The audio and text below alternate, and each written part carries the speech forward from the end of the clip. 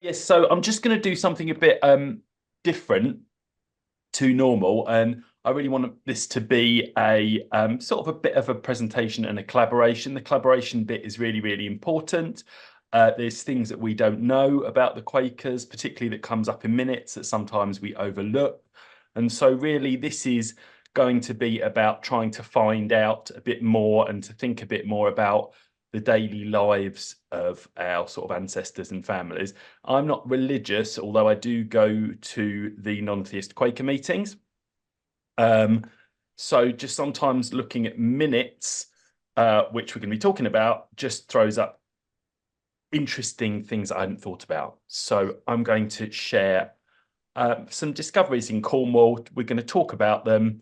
And ultimately, really, I want your feedback on them, if that's okay with everybody. And when sort of we go for feedback, Ben, if you can just like chair that bit, that'd be wonderful. Is that okay? Okay, John.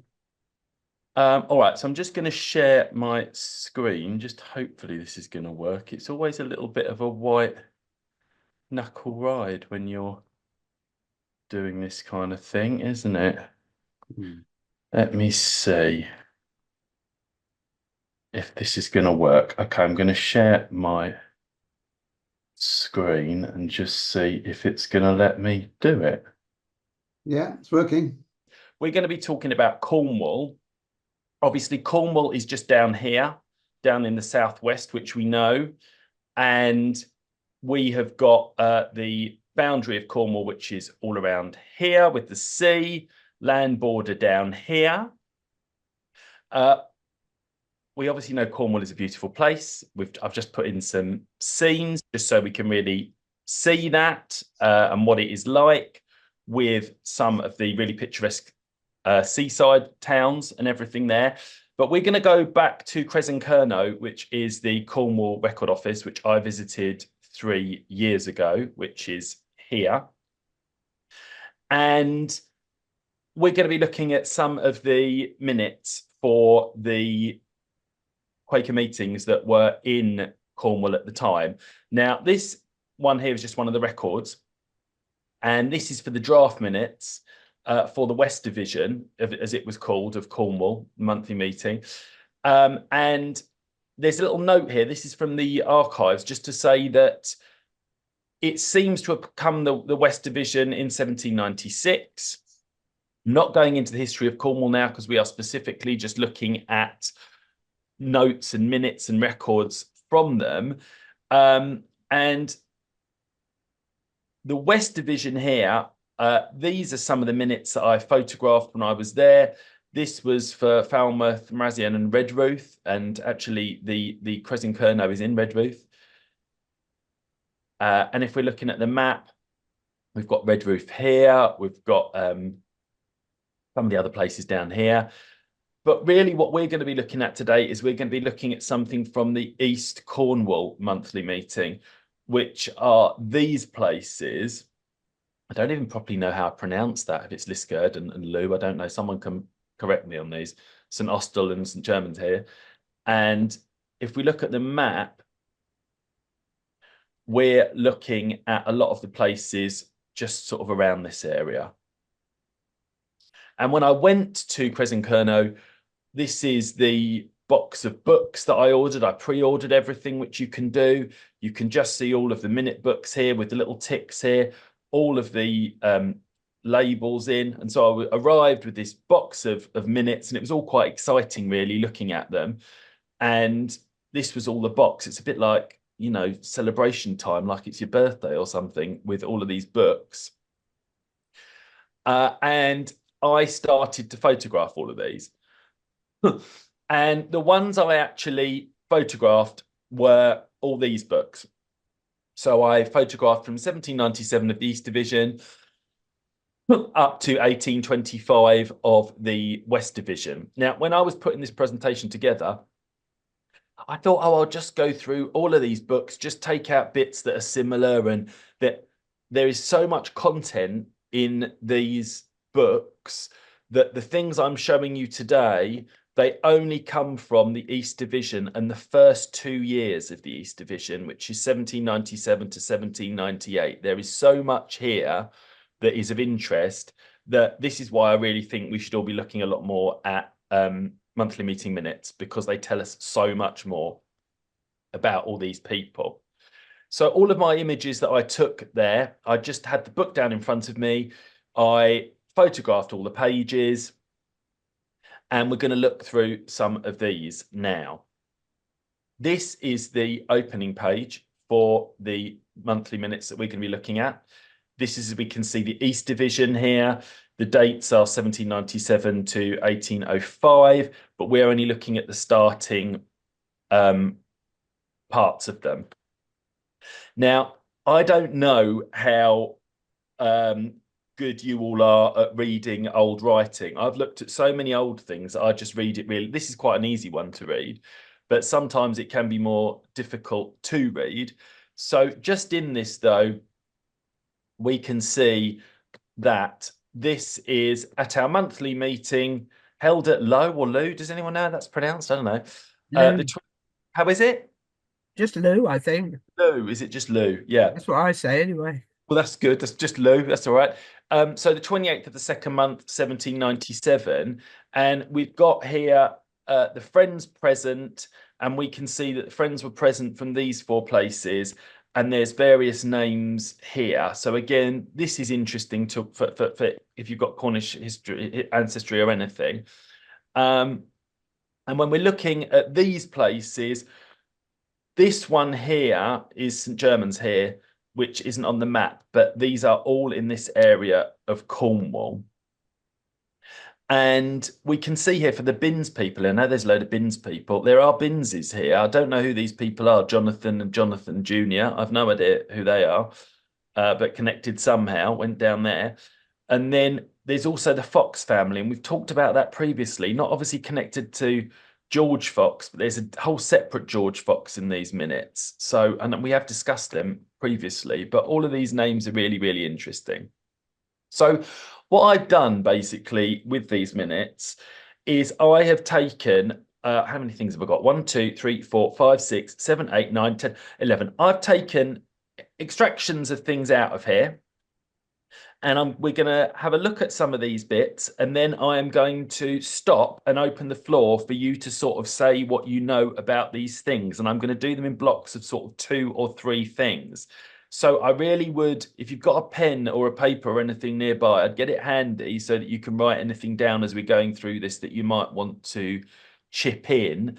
And then just when we stop, I'm going to ask for your input on what you know about these things, whether you have any sort of ancestors or who this may have happened to, and just to really think. So the first thing we're going to talk about is account of sufferings.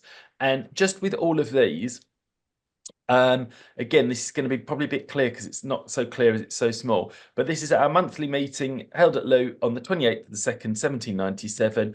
There is this little minute here, and it says, the quarterly meeting having recommended the appointment of a committee to collect an account of sufferings and also to advise friends and annually to inspect the state of their affairs.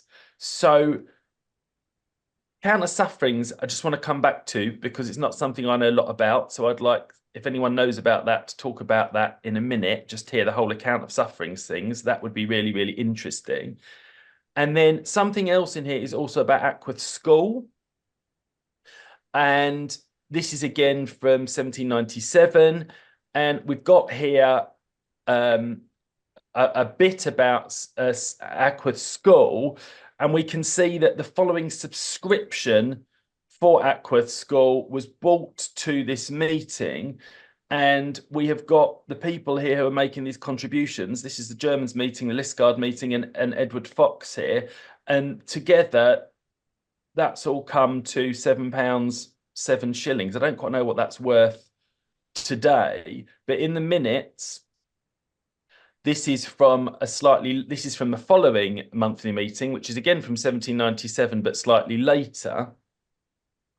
And in this minute, they are remembering that there is no subscriptions being sent from Lou. So obviously the minutes remember everything, don't they? And I don't know if anyone was going to go down later and say, and we've got John Jonathan Binns here again is doing that.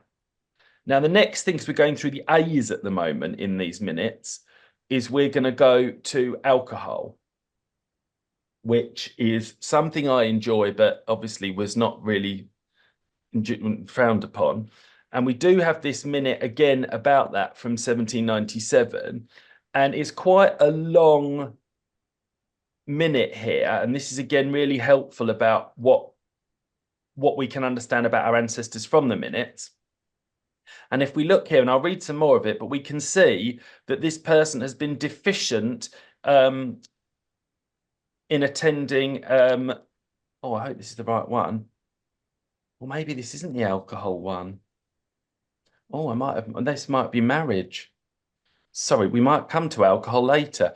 But this person has been deficient in attending their religious meetings, and it says it's been reported to this meeting that Thomas Dyer of Germans has been guilty of drinking to excess. Sorry, it is here. I'm sorry. Has been guilty in drinking to excess, and our woman friends having informed us that his wife and daughter Mary have for considerable times past been deficient in attending our religious meetings, and that the latter was inclinable to marry contrary to the rules of our society. So there's all of these things in the minutes, and later we will see about Thomas Dyer and what happened to him in these meetings. Within the minutes as well, we've also got information about apprentices, and this is again from 1797. And we have got the 11th of our last respecting putting Thomas Easterbrook, an apprentice, is continued. And so we're really seeing in here that even in just this is like the first two sets of minutes, we've got a whole load of situations going on with these people, from the situation with sufferings that they're trying to raise and showing what they're trying to be doing. There's mentions of Ackworth School, which I'd never even really thought about them all collecting money in all the places. There's also indications here, like with Edward Fox, about his wealth, because clearly he had a lot of money if he's contributing the same amount as Germans meeting contributed. So these minutes are really, really fascinating. And especially with the alcohol element, we're seeing here that this person was really, who is Thomas Dyer, was guilty of drinking to excess. And so we can get some more information about him from these minutes. Now, something else that I didn't know that would appear in the minutes as well, because I haven't always seen it, is something to do with births. And obviously we see all the records to do with the Quakers and their births in general.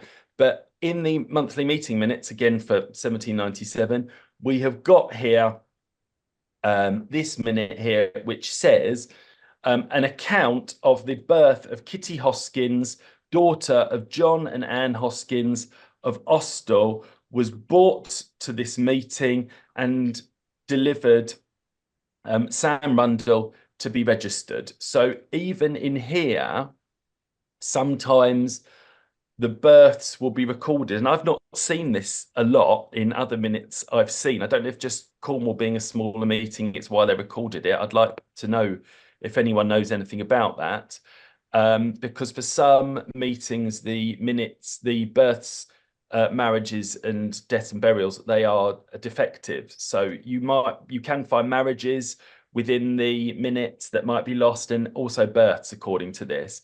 And there is another account of birth again within the minutes here, which is an account of the birth of Francis, son of Edward and Mary Fox, and he's been brought to this meeting, which Samuel Rundle is desired to register. So things are coming in for them to put into all the books. There is another record here under births, this is from 1798, so it's slightly later. There's quite a long minute in this account here. And if I read it, it says, it being reported to this meeting that John, I think that's John Hickman, I think, is it, has been guilty of a crime of a very reproachable nature, namely in being the father of an illegitimate child, which he has acknowledged. And Samuel Rundle and John Binns are requested to visit him on the account. So we are. I don't know if this child is in the births or if he was in disunity or if he was kicked out, basically, whether this does. But the minutes tell us all of these kind of things that are quite interesting.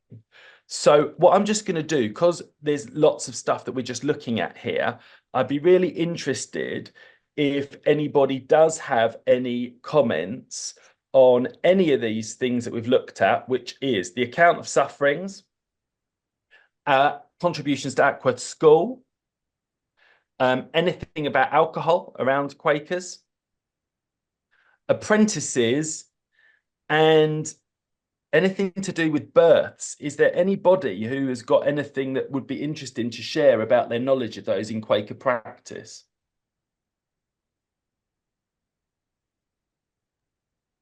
Can I chip in, Johnny? Please chip in Yeah. away. Right, there's a fabulous book in the Friends main library and archive, which is it's written by a chap called Joseph Green, and it's all about the Coates and Dixon families and what have you. And he's spent endless hours doing what you've done, but at this time at the archives, at the meeting minutes at Raby, which I think is South Durham area. And certainly there's cases he's quoting of people getting, there's one where the chap's been so drunk that they banned him from the meeting house, and he's been told that if he's going to want to come back, he's going to have to make a series of very formidable apologies for his drunkenness and to not do it ever again. So whether he ever did grovel and go back or not, I don't know. But Green also records one, and it's really awful. This Michael Coates has a pile of daughters. One of them decides to marry out of the Quaker faith, and it shows she's thrown out.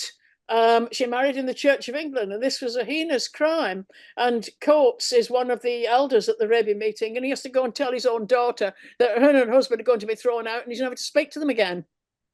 And Green records all of that. He's done what you've done, and it's made the most amazing book. And I did do a sort of transcript of it, so it should be online and available if anybody's interested at the Quaker archive. But yeah, there would seem to be, I mean, it was quite, I won't say intolerant, because that was what they believed, and it's what they were all completely signed up to. But it's quite sad the way these things are described. That's it. That's my comments. I was going to chip in, if I may, with a couple of instances from relating to my great-grandfather James Pollard, who I was exploring in Horsham in Sussex, which I can pick up on two of John's points. One about sufferings. On one occasion, I was quite impressed with this chap. He was actually, this during the Napoleonic Wars, I think it was 1812, in fact. It actually records that he was actually sent to prison for a couple of weeks for refusal to serve in the militia. And of course, that was counted as a suffering and was duly recorded as such. But the same chap later appears in the minutes, quite a bit later, for getting a maidservant in his own household pregnant. And they duly investigate that. There's unfortunately no record of her name or of the child's name or whether it survived. I haven't been able to find any trace of that. But James Pollard himself was disowned and was actually stayed disowned for 7 whole years before they eventually readmitted him after he made suitable, suitably grovel to meeting and the elders who were visiting him. But it didn't evidently stop him and his wife from participating in Friends meetings. And in fact, his wife was to become an elder even while her husband was still disowned. So I think that was quite interesting. But anyway, two examples that kind of support John's presentation. Someone tell me then, under sufferings, because obviously for me, I always think of it of tithes when they would go in and take all the cash. But obviously at this time, we're looking at Napoleonic Wars time. So what under this time would have come under as a suffering? Well, that certainly would. The serving in the militia would, or being imprisoned for refusing to serve in the militia. It's anything really. I mean, it's anything where they were defying authority, really. So if it was refusing to.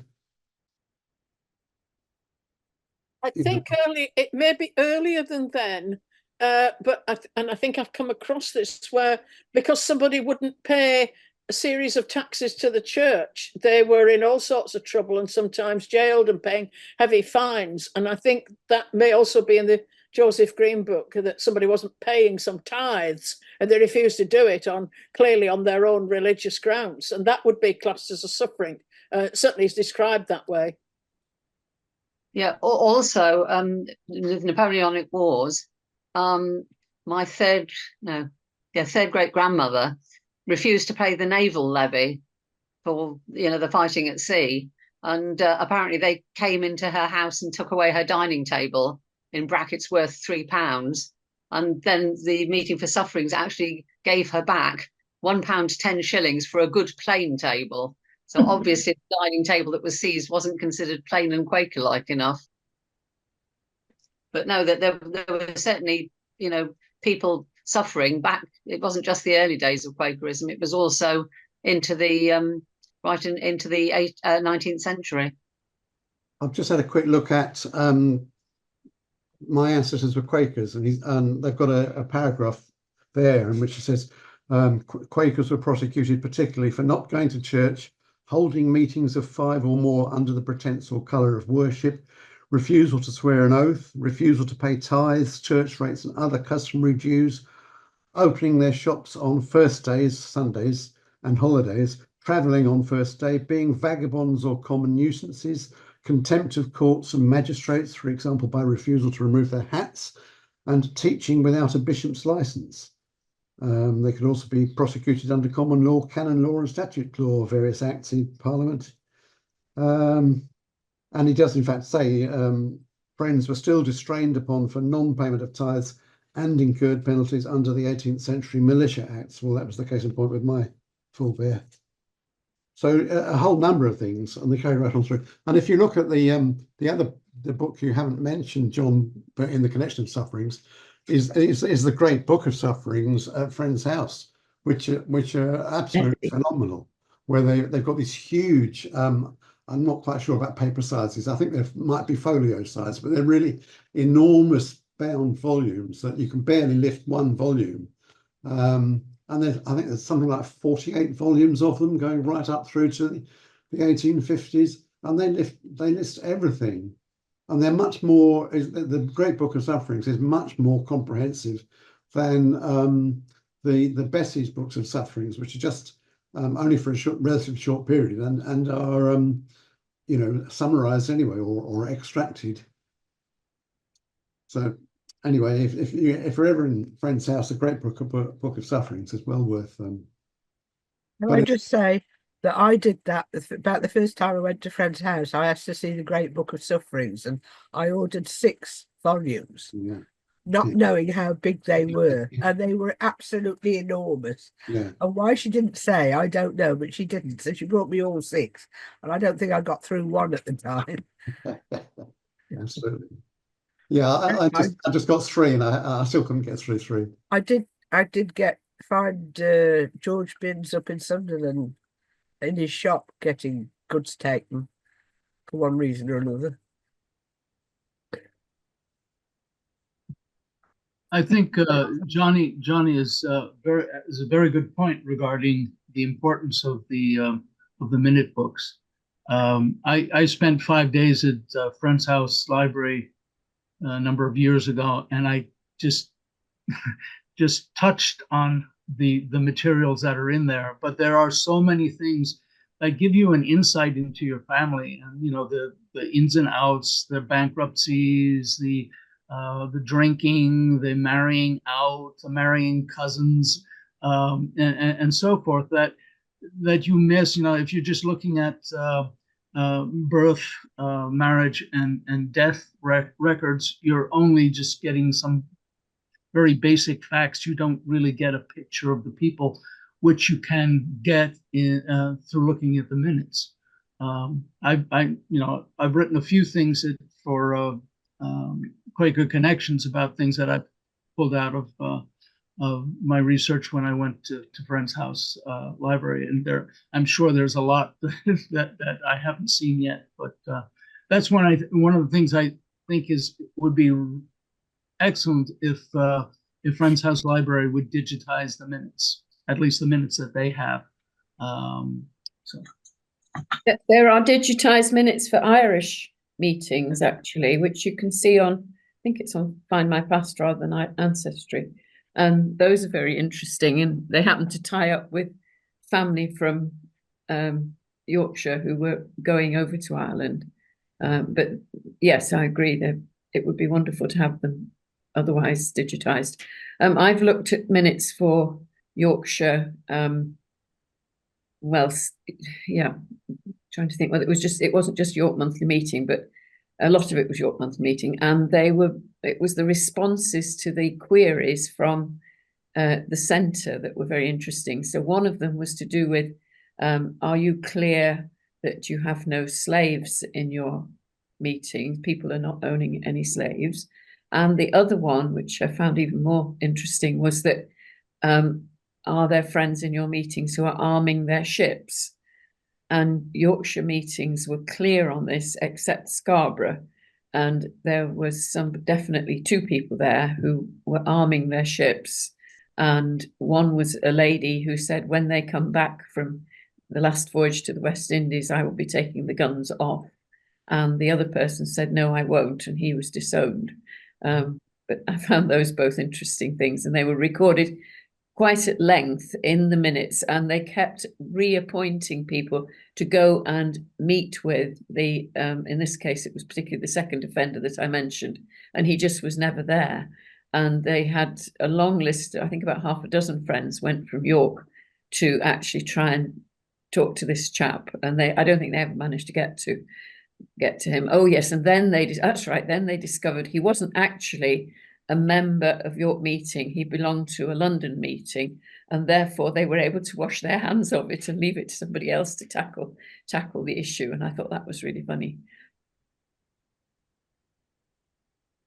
Just out of interest, Ros, in the York yearly meetings, because obviously in these minutes, letters are often copied into the minute books, so you get like whole different ideas. In York yearly meeting, monthly meeting, monthly meeting, sorry, but there is a yearly meeting as well, isn't there, for York, isn't there, where they all Yorkshire went to? Is that not right? Well, there were quarterly meetings. Quarterly.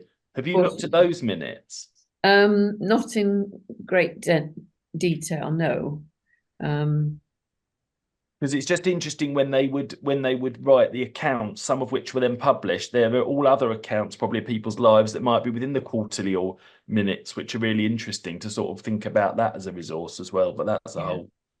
The other thing that's interesting when you're looking at it's a mixture really of stuff that's in the minutes, but also in the births.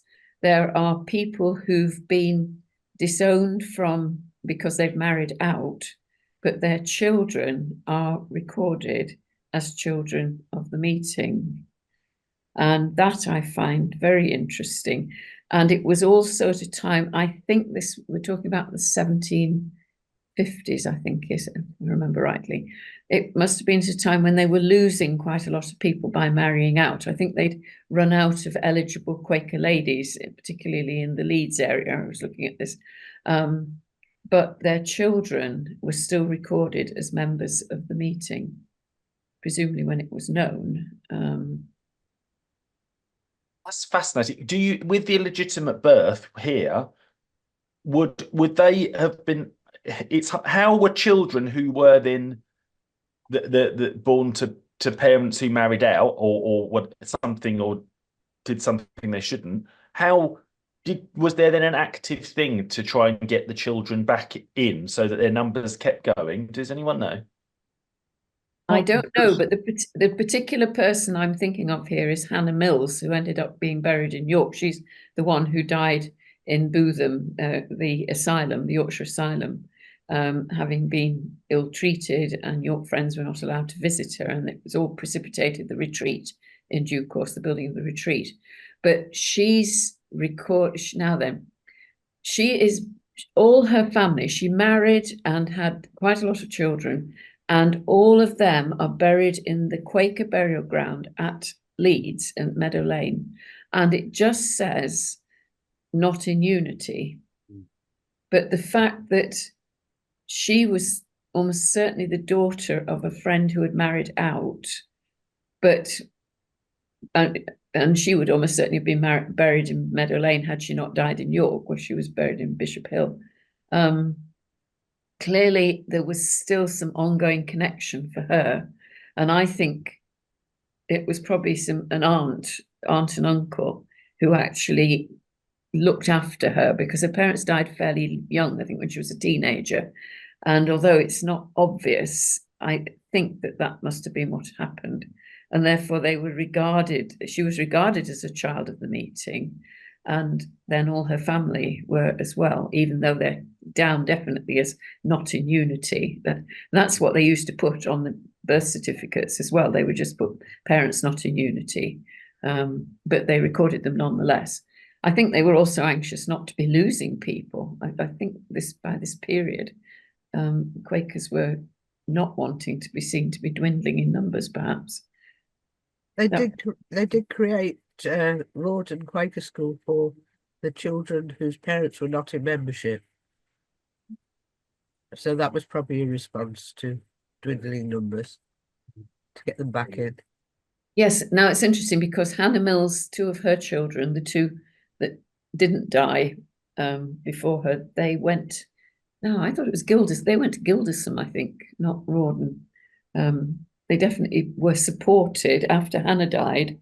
Oh, that was the other thing. They must have encouraged Hannah to become a member. And it was like a year before she died.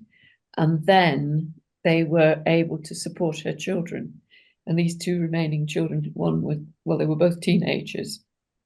And they actually paid for one of them to go to school, and the other one, who must have been old enough to not be at school, he was that bit older, and he seems to become a teacher, in fact. And they're both buried at Meadow Lane as well, those when they died. Being disowned didn't stop you attending meetings for worship. And so people will have, particularly if they were only disowned for marrying out, people will have continued to do that. The other reason for children being recorded with birth notes is if friends didn't record them, nobody else would.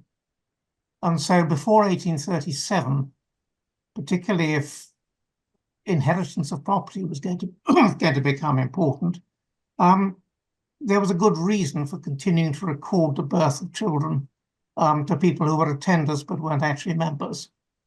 That, in fact, stopped after 1837 when they regarded the civil registration as carrying on their registers for that purpose. Similarly, since if the children weren't baptized, they were not going to be able, perhaps, to be buried in the local churchyard. So again, the Friends Meeting House was the obvious place to bury them, and they would be recorded as such. Christopher, I think you were waiting to come in as well. I was going to say very largely what Chris Lewis said, so I won't repeat it. One thing I was going to add on apprenticeships that John, you didn't mention.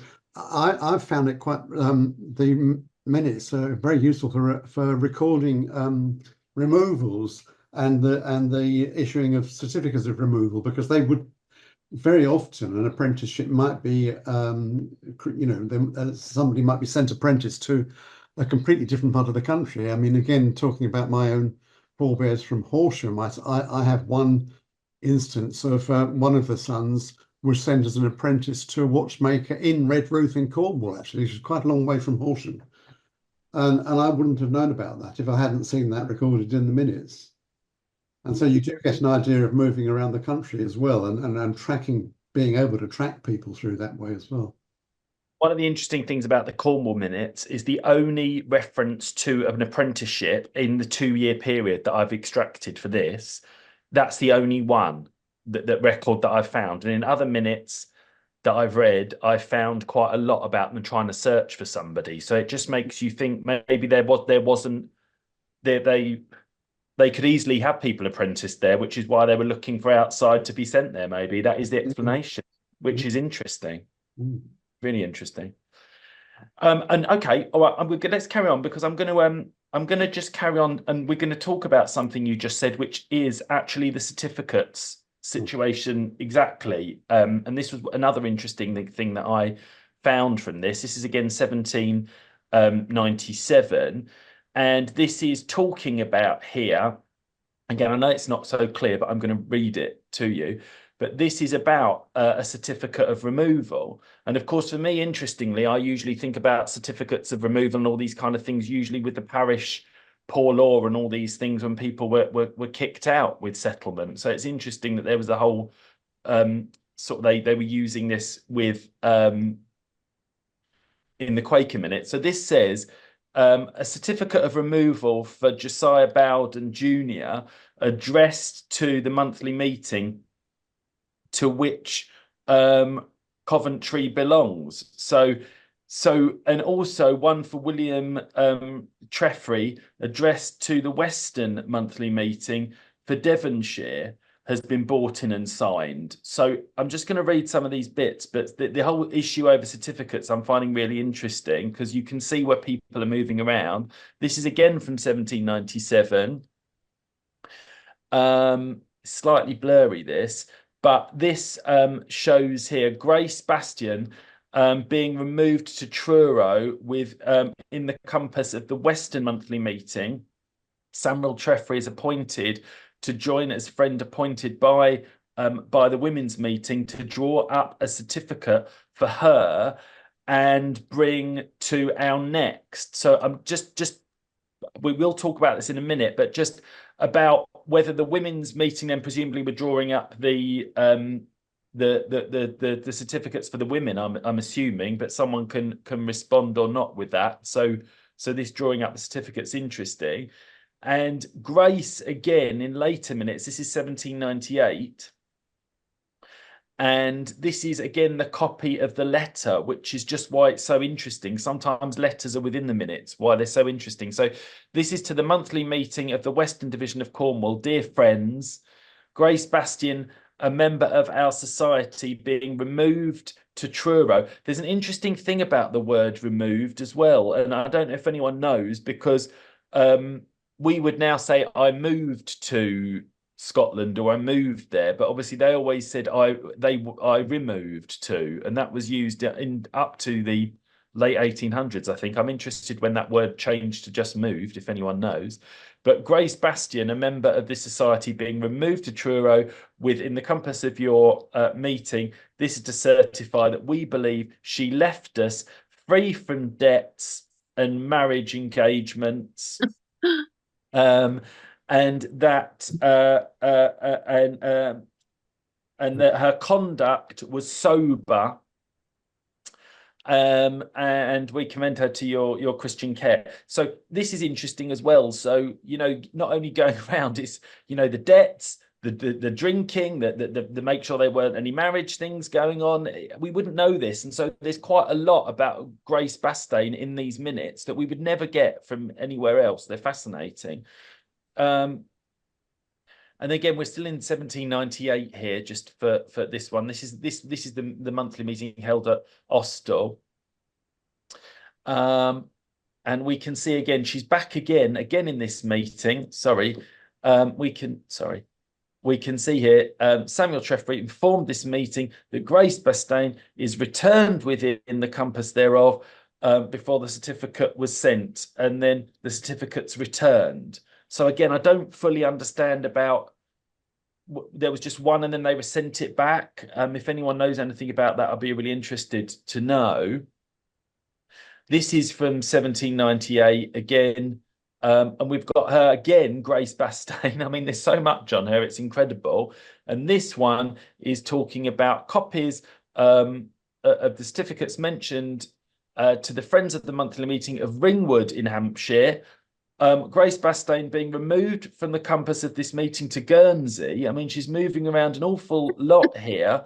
We hereby inform you that she is a member of our religious society, and that as far as we know, she left us free from debts and marriage engagements, and that her conduct was sober. So obviously, you know, she was one there. But just from these 2-year period for this one person, we can see just how much she moved around. And one of the reasons I came to this to find out that I had Quaker ancestors in Cornwall as well was through what I think is this family. So she may be a relative related to the family that I'm trying to find out about.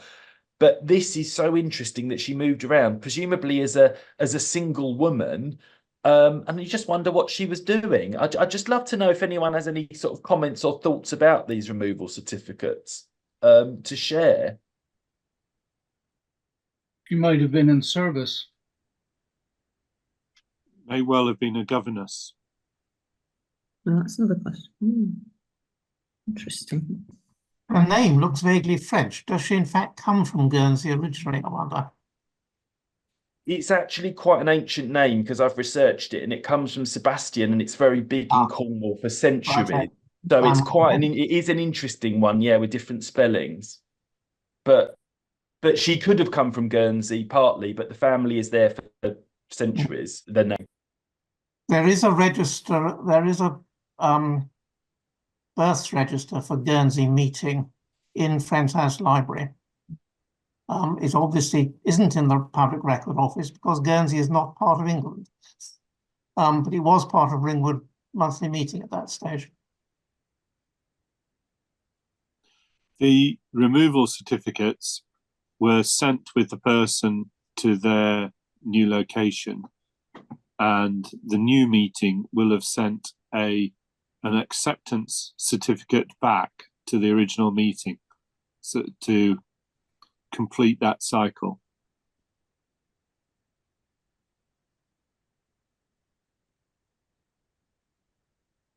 So would the person, it would have been sent direct, the person wouldn't have carried it, would they then? It would have been sent by someone else. Is that how it would work, to make sure nothing was forged, presumably?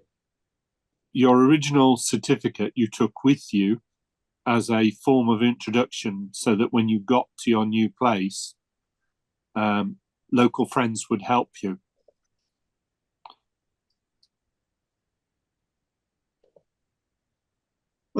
But you do sometimes see them clearly from the wording of the certificate. So-and-so has removed to your meeting. They may well have been posted on afterwards in some cases. I think it varies.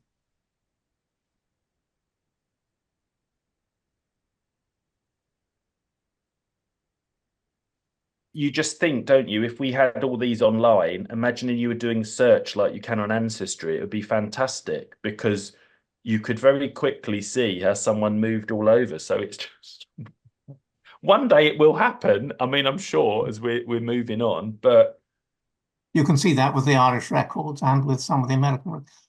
Liverpool, lurking in the recesses of Ancestry, if you look at their card catalogue, you will find some Liverpool Quaker records held by Liverpool Archives. Hardshaw list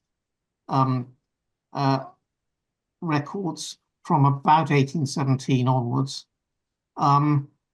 They were badly damaged by fire, so nobody can look at the original. Therefore, what has survived has been digitized. It includes some minutes, it includes some removal certificates. So that's a good place to browse that sort of thing if you want to.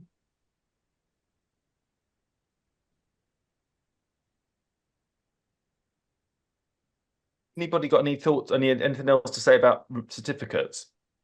Yeah, presumably certificates would have to show that somebody was clear, and there would maybe have to be an investigation. So perhaps that's why sometimes they were sent on later. If somebody needed to move, but they didn't have all the information to do the certificate, it would be sent on after them.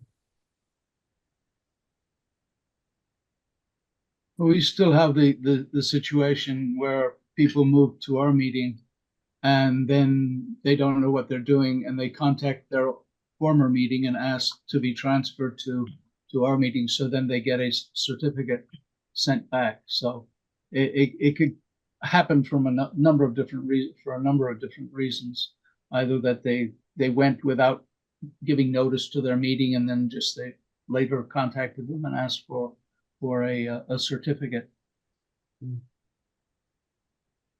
Okay, that's really interesting. All right, let's move on to our next topic here from these minutes. And actually, I've worded this as disunity, which I've not really heard as a it doesn't quite sound right to me as a noun. But the reason why I've always heard not in unity or something else, I'm interested about that term. But in this minute here, there's lots of discussion about this man here, and this is the case of John Cock Jr. and William Cock having come afresh under I don't know what that says. Consideration, yeah, of this meeting, and the tender admonition which has been given them, having proved ineffectual, it is our judgment that they should be disunited. Now, isn't it? It is so I'm interested about the wording for disunited, because is that technically the verb that they would use then from us as a religious society? So did they use disunity as I've used as a noun? I'm not really sure. But the story about them, again, this continues on for these people. And then this one here is a testimony of denial against John Cock Jr. and William Cock has been brought to this meeting, which, being approved of by John Brown, is desired to read at I think at the conclusion of a first day meeting, isn't it? Yeah. And afterwards, a copy to be filed. And their story sort of continues through these minutes as well about the Cocks. This one. What have they done? Well, it's not really very clear, but we've got this one from 1798, which says a bit more about them. And the Cocks here.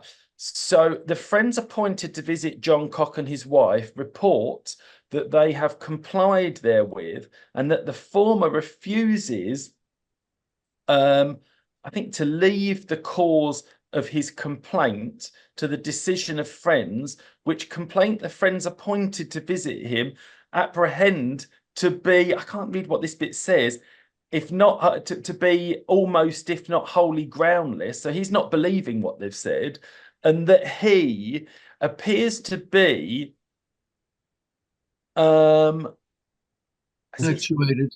actuated by an unchristian spirit. Yeah, I mean, appears to be actuated by an unchristian spirit, and it being the judgment of this meeting that he cannot consistently be continued any longer a member of our society. Now, this one though is this minute is from the 4th month 1798, and we did see that the first part this comes in under there was the 4th month 1797. So to me, it's quite interesting that this has gone on for a year, which sort of surprised me.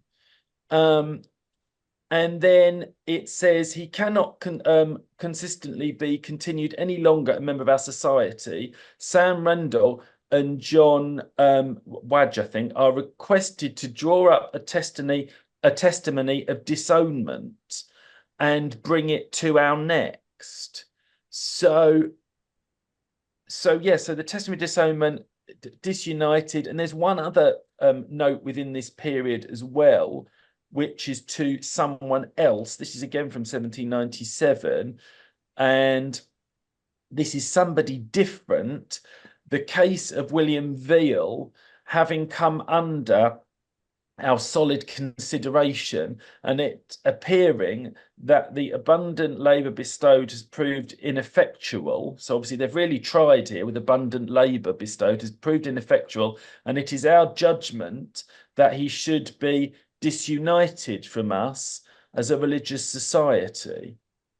So it's this term about disunited as a verb and anything connected with this, and even just the length, as we've seen from their investigation before they actually finally kick someone out. I'm just wondering, has anyone got any sort of information on that or that they could share?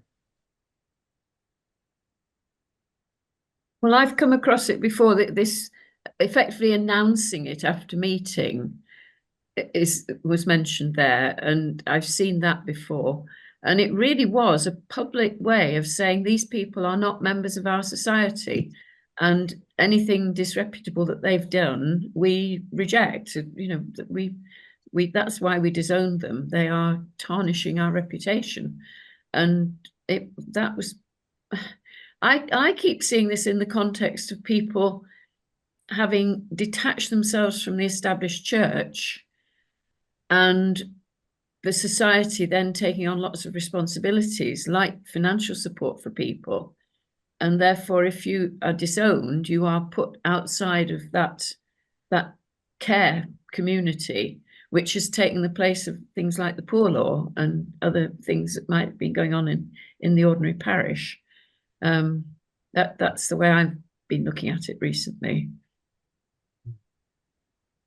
I think the section on the Cox, if I understand it correctly, there was some disagreement between the Cox and some other member, and since they were not supposed to go to court or anything like that, the meeting would intercede to try to reach to find a settlement between the two people. But it appears that the Cox refused to settle and continued causing problems. And so eventually the meeting got tired of it and says, you're just causing too much confusion here and disagreement. And so we are cutting ourselves off from you, or you from us. Which would explain why it's a year-long process and they've just not been kicked out immediately. When my ancestor was disowned, it took them 6 months to catch up with him. He kept moving. And they had to actually deliver it to him. So they had to find out where he was.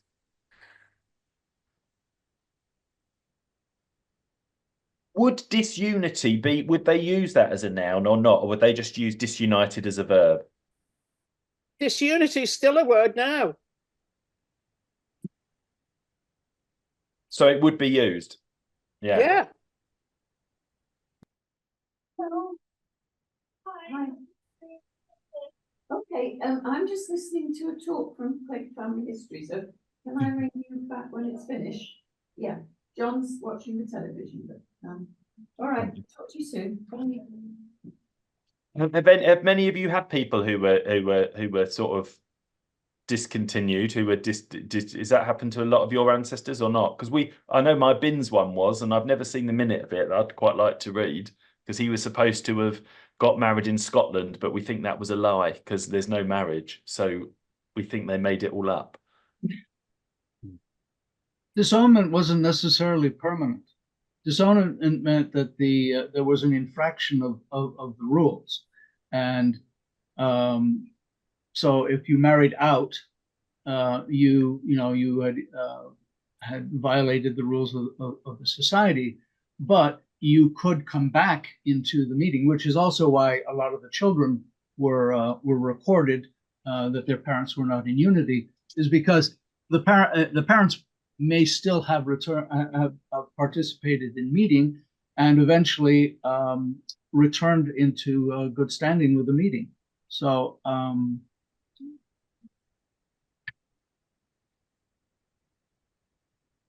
that's interesting. Married in Scotland might mean Gretna Green if you're talking sort of late 18th, early 19th century.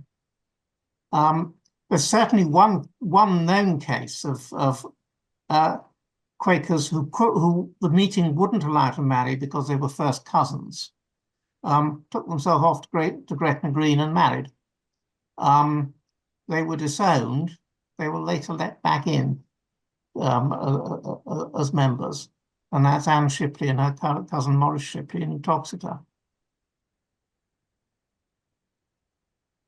So there's no record of the marriage other than what appears in the friends' minutes and in family records.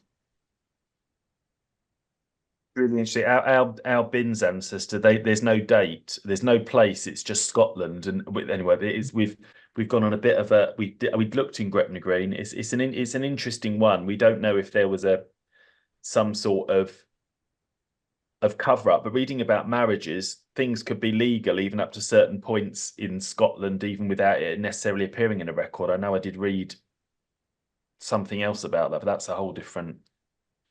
The funny thing about going to Scotland is that you could legally marry without it being done by a priest, which was an additional offence as far as friends were concerned. And so that was one good reason, I think, for them toppling over the border to Gretna. Well, there's also that when you married, you had to have the permission of your parents. And in some cases, it might have been that two people married without the permission of their parents, and therefore it was not recognized by the meeting. Interestingly, that leads us on to our next little bit from that on that very subject. So going into marriages, again, we're in 1797 here. There is this little story here about these two people. I don't even know how I quite pronounce this. This is Eliphaz. I don't know how. I don't know if that's how it is. Eliphaz Jackson, having laid before this meeting his intention of marriage with Hannah Westcombe, daughter of Thomas Westcombe of Bridport, and produced certificates of her and her father's consent, but no certificate being produced from his father, John Brown. It's kind of interesting. So his father, full stop. John Brown, Samuel Rundle, and John Binns are desired to inquire into the cause and report at a future sitting of this meeting. Now, his father is John Brown and he is Eliphaz Jackson. So I'm interested about whether that was potentially a stepfather then. I don't quite know. It's not really clear. But certainly this bit, and produce certificates of her and her father's consent, but no certificate being produced from his father. So carrying on with the minutes for this is a note after the meeting. So this tells us John Brown, one of the friend and appointed by the first minute of this meeting. Oh, no, sorry. Okay, no, I understand now. So it's three people. John Brown, Samuel Rundle, and John Binns are desired to inquire. Sorry, I understand the minute now. Sorry about that. So John Brown, one of the friends and appointed by the first minute of this meeting, waited on Clement Jackson, who is the father, who refused to say whether he had any objection or not to his son's intended marriage. So he's not specifying, which I found really, really interesting. And it not appearing from other inquiries previously made that he has any sufficient reasons to allege against it, This meeting does not consider his silence on the subject sufficient to prevent his son's procedure therein. So John Binns and Joseph Treffry are appointed to make the necessary inquiries respecting his clearness from other similar engagements and report to our next. So you just wonder, don't you, why did Clement Jackson not want to say one way or the other, which is kind of interesting about his son? We just don't know. And then there's another one in the minutes from 1797, which is something different. So this is about Thomas Honeycomb now. So Thomas Honeycomb is married contrary to the rules established amongst us, and apprehending we have discharged our duty towards, I don't know what that says, towards him. Oh yeah, him in council, an admission of this meeting appoints these people to set up a testimony of denial against him and bring to our next. So his story then continues through the minutes of 1797. And then there's also another wording which is interesting for another man, which is this guy. And it is reported to this meeting that the intimacy betwixt Philemon Best and the young woman he was about to marry is broken off. The minute, therefore, respecting him is discontinued. So this, I mean, this was an interesting term. Intimacy is broken off. I mean, it's kind of was interesting wording there, but I'm really interested specifically about the parents and their consent and how that would be done when our guy Clement Jackson is so reluctant to give his permission. I'm also interested on if your parents were not in the Quakers, who would give consent, and would anyone give consent at all? I'm just interested if anyone's got anything to sort of share around all those marriage points. I know when my fifth great grandparents got married, he had obviously become a Quaker. But his parents weren't, and actually his father was dead. But his mother signed, or at least she made her cross, on a small piece of paper about sort of so big, which is actually in the Essex Record Office, which gave her consent to the marriage. And it's quite a thing to be holding a piece of paper that, you know, your sixth great grandmother has actually had in her hands, and it sort of brought the marriage to life, really. So yes, I mean, they didn't have to have permission from necessarily, a Quaker father and mother, but this Church of England mother was able to sign and give her consent for the marriage to go ahead, whereas her parents were staunch members of the meeting and actually gave their consent in writing as well. But that was no problem.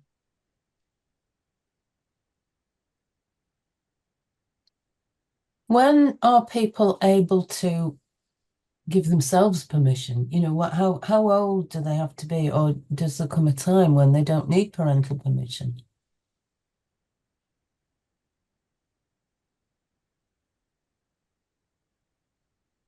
Well, if both parents are dead, they don't have to give permission. And I think generally, probably around the age of 30, they no longer have to receive or get the consent of their parents. But so there's not an actual age when you can say this person is of age and no longer needs. No, I don't know of one specific. I'm sure I've seen really quite very mature people getting their parents' consent, people who are sort of 40-ish, but I'm not sure I could quote chapter and verse for that.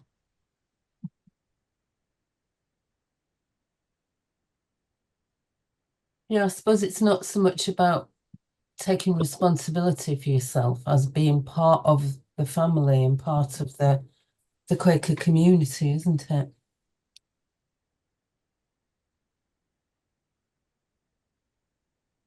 Did they, because the whole issue with cousin marriages as well, which I've certainly seen, and looking at trying to unravel all of the kings in Yorkshire, one of the ways I was able to work out some of the family relationships was how it was worded in the minutes for when people objected to their relationship to each other. It was one of the ways I could sort of line things up. So what were the rules on, you couldn't marry first cousins, although a lot of people did.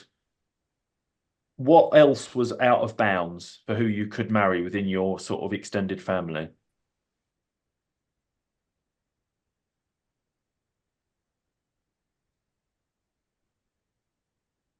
Does anyone know? Well, we had a deceased wife's sister marriage where they went off to the Belgian and got married because they couldn't get married in England legally in about 1859.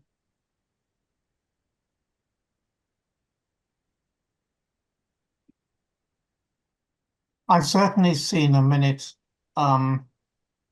worrying about second cousins marrying, but they allowed it. And I mean, there are many, many second cousin marriages that one does see among friends.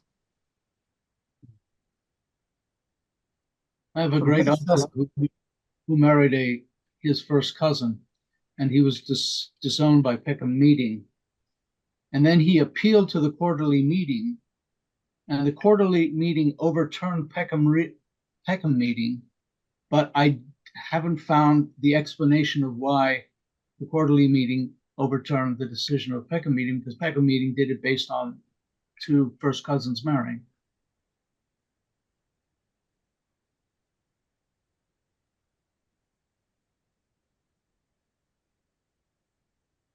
I think one of the things that's interesting about the intermarrying is I don't know if lots of people have done DNA tests and done all those and been analysing their DNA on Ancestry, because it's fascinating if you do.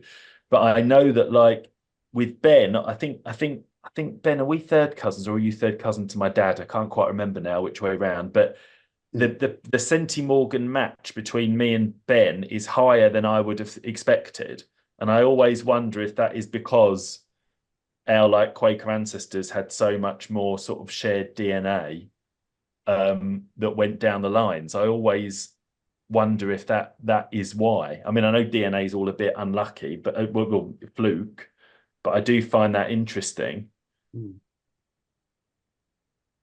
Third cousin once removed, you and me. Yeah, third cousin once removed. So you're third cousins to my dad, and I did my dad's DNA before he died. Yeah. So like, and I can see it's like, I think it's like 300 and something, I think, Ben, isn't it? 300 or something, I think, you and my dad's DNA. It was just a bit, it was higher than you'd expect a second cousin to be. And you just wonder if that is all partly connected to intermarriage somewhere. I mean, you just don't know, do you, with the Quakers? It's quite interesting. You could be descended from more than one branch. We absolutely could, but it doesn't show under the shared links because I can't see the evidence of it. Absolutely, but it could be that, but it doesn't show it at the moment. But yeah, but it's a fascinating kind of thing. I'm looking at the book of the 1834 Book of Discipline, which I've got a copy. There's actually a paragraph in it, marriage of first cousins. So that is citing a yearly meeting minute from 1675 against marriage of first well, what he said, this meeting, on receiving a minute relating to marriage of persons near of kin, having taken into consideration the yearly meeting minute of 1675 made against such marriages, and particularly of first cousins, do declare it to be our sense and judgment that no monthly meeting should pass first cousins in order for marriage. And that's given date 1747 to 1801. There must have been several minutes about that. And then there's another minute quoted in there. The modifying or rescinding of the rules which disallow the marriage of first cousins among us has been at this time deliberately considered, and this meeting does not deem it right to make any alteration in the said rules. And that's the early meeting of 1833.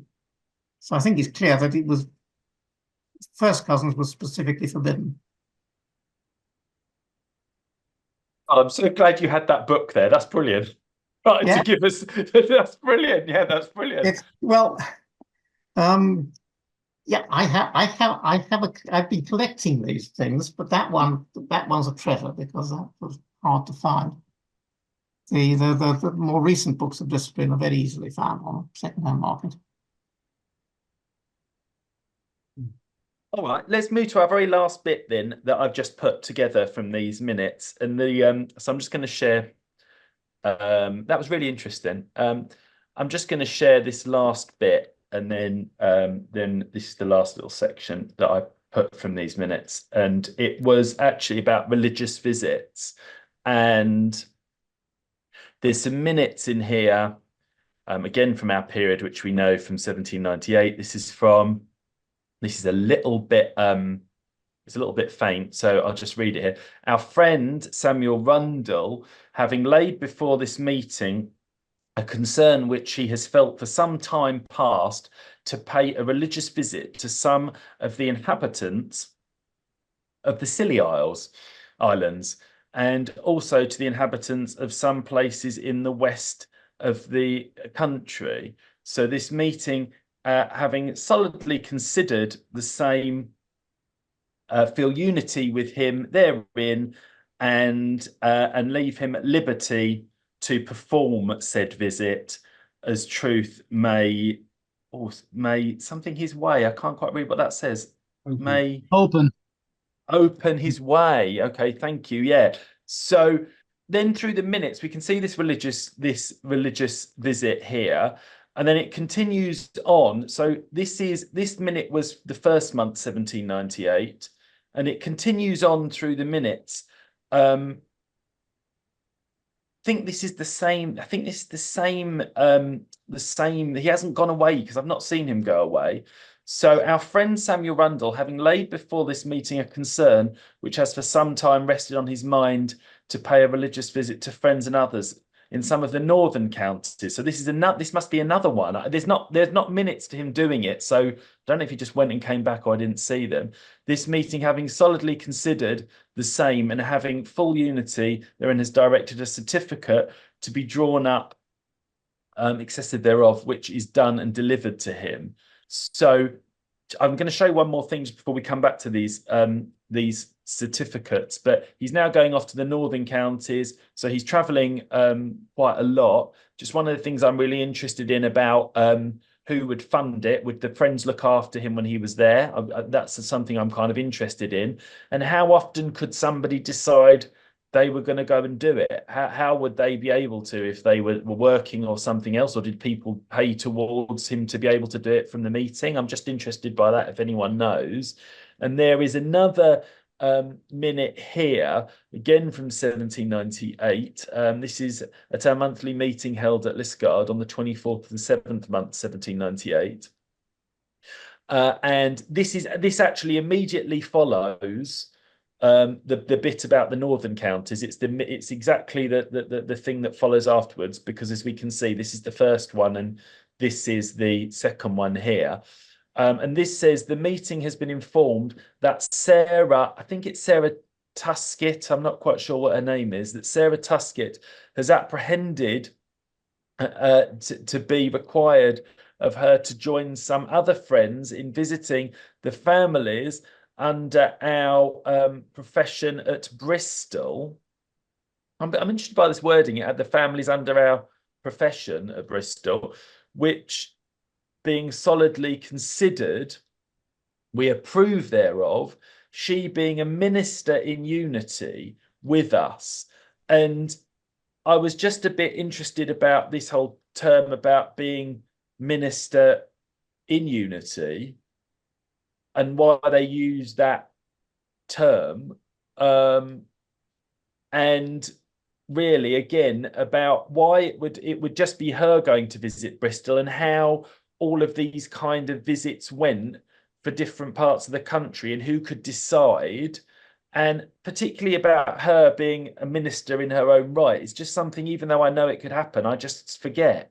So I'm just wondering if anyone could shed any light on these kind of visits to different places? Well, when you travel to another meeting, they didn't necessarily know who you were.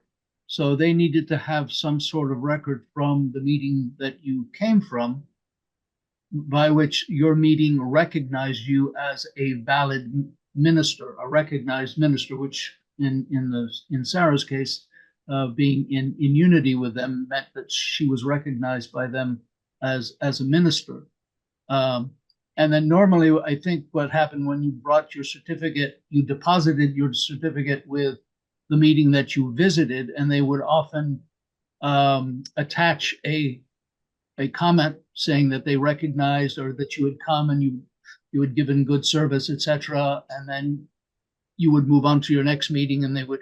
But it was your passport between meetings, essentially, that you were in good standing and you were not a heretic or anything like that.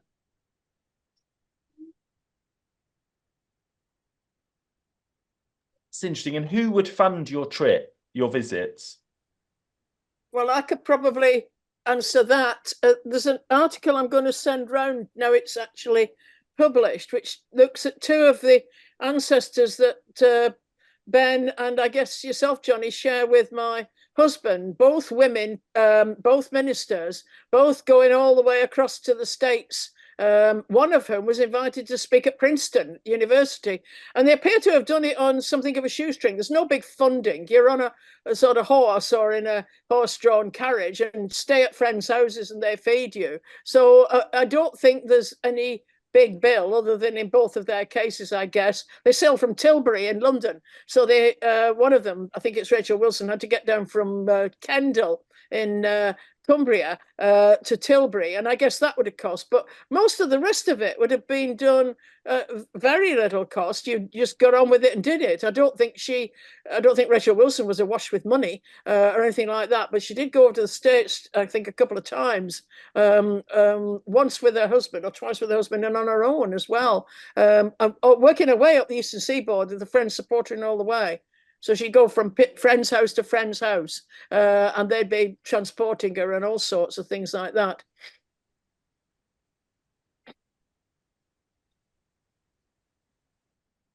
It's interesting. Thanks for that. I think I'm just the travel again. We only know from the minutes that these people were doing this, and I found someone from Yorkshire who then it's recorded in the minutes that they were going to Ireland to see their to see people there, and then it linked up with the probate registry of something in Dublin that they were related. So it's interesting how you can draw all the dots to join all the dots together sometimes if you just have a clue that they were going off visiting.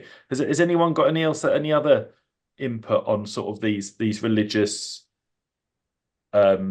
visits? Well, I think it's interesting that the women could go at all, and they must have all been from the sort of households that were well enough off to have servants or other members of the family who could look after children. And it sounds to me just how many women did travel from very early on amongst Quakers, and they were obviously very impelled by their spiritual understanding and their spiritual zeal. And some of them did keep diaries as well. I know Rachel left her husband behind to look after the 10 children. That was nice of her. But they certainly, yes, exactly. They did keep diaries, and there's at least a copy of one of those diaries in the archive in London. And I can't remember where I got the information on the other one from, but they were, and the diaries are as you would imagine. I mean, there's an awful lot about their religion and their beliefs, and they're praying to God to see them through what are quite arduous journeys at the time. One of these was in the late 1700s and the other was in the 1800s. I haven't got it in front of me to tell you which was which.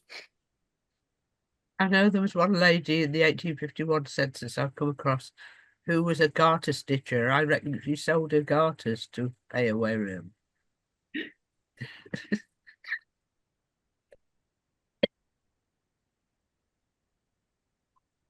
For some women, it would have been a relief from getting pregnant again and having yet more children, wouldn't it? If you think about it, to If actually, you've already got 10, Ros, I imagine that is true. yes, you head off to the other side of the world and have a few months, if not a couple of years, without that particular burden. And the fact they've survived having 10 suggests they were very strong women.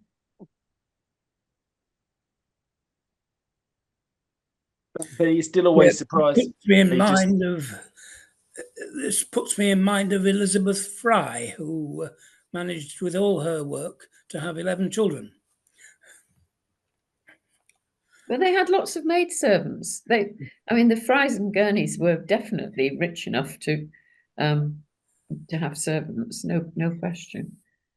But I think Rachel Wilson's husband was a tanner, so he wasn't that wealthy. Oh, I don't know. I mean, he was a skilled man. Yeah. Don't get me wrong, but I don't think they were awash with servants. But nearly everybody had servants. Not sure tanners did in Kendal. I think they would. I think you'd find. All right, I'll look it up. I'll see if I can find out. That's a little job for me. Thank you, Ross. You might have been acting as a salesman for him, because I know John Hall, when he went down to London year the meeting, he went there to sell some of his goods. I think that probably happened quite a lot. Mm. Really interesting. We've just got to 8:30, and really, I'm just going to go back just to these books, really, which is what sort of started my little explore through some of these records and finding out. And we've only just looked at a tiny bit of one of these books, and there are so many more stories within them. So I guess I just really wanted to refocus everyone's thoughts on, if you're going to do your next bit of research, go dig out those minute books if you haven't already, or check out what you can find out. And because you'll be able to really fill out all the information on your ancestors' lives. And this was a bit different with doing this kind of shared thing, with just like showing some things and everybody chipping in. But I've learned actually an awful lot from people's contributions, just to really try and understand how my Quaker ancestors and all their friends would have lived, and the day-to-day running of the society. So thank you so much for all your contributions. And that's... Jonny, can I just ask, were there earlier minutes as well to the ones that you've quoted from, or are the ones that you've quoted from the ones that have survived? Is that everything survives there? And I would need to check. I think they're, because they're quite late in a way, aren't they? They are quite late, but there's a whole it was quieter there. There are things through the minutes which I didn't get out about sort of St Austell not having enough numbers. I know lots of Quakers at the time were struggling, but I think there are some earlier ones, but it wasn't as busy. And I think that Cornwall is a bit of an area with the Quakers where you don't really hear that much about it, which is why I'm quite interested in it. But I will check and I'll get back to you, Ros.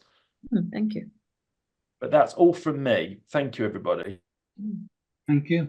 Thank you very much, John. I think that was fascinating, and I think not only a very useful look at the minute books and a reminder to us how valuable they are, but also I thought it was a valuable exercise in the collaboration, and I think it was a very successful way of tackling a presentation, of making it much more interactive.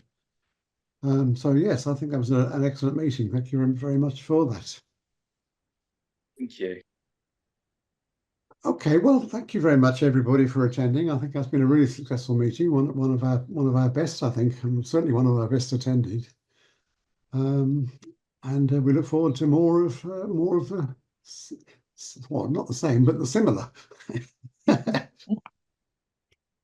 All right, thanks very much, everybody, and we look forward to seeing you again soon.